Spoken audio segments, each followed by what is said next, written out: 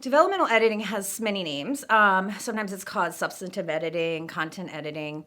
It's basically the first edit read of a manuscript. And it's really looking at big picture issues on one hand. So maybe it's looking at pacing, character development, maybe it's looking at transitions, at scope, tone, voice. So those type of things, narrative continuity, narrative arc, so that you're building an interesting story.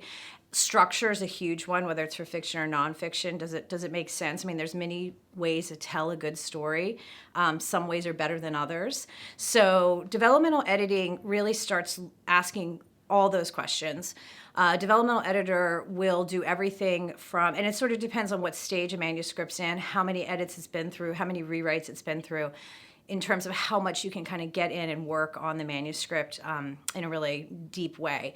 But essentially, you want to be asking those questions, looking at that manuscript. Developmental edits are often a conversation in the margins between the editor and the author. And some developmental edits, especially nonfiction, are going to be more around kind of expanding or trimming your thesis, rearranging, restructuring. With a novel, it's a little more subtle than that usually, and it's more around, let's develop these secondary characters, or let's fix this continuity issue or this timeline issue, things like that. And then developmental edits also usually lead into some level of line editing, which is essentially just like smoothing out language, transitions, making sure that trimming, so you don't have a lot of repetition or redundancy. So it's really tightening up the manuscript and making it as compelling and interesting as you can. And it's often skipped, actually.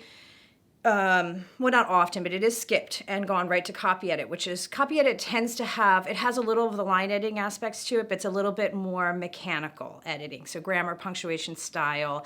A copy editor will sometimes do a heavy copy edit, and that'll be a little more of the developmental, like sort of the subjective line editing stuff too.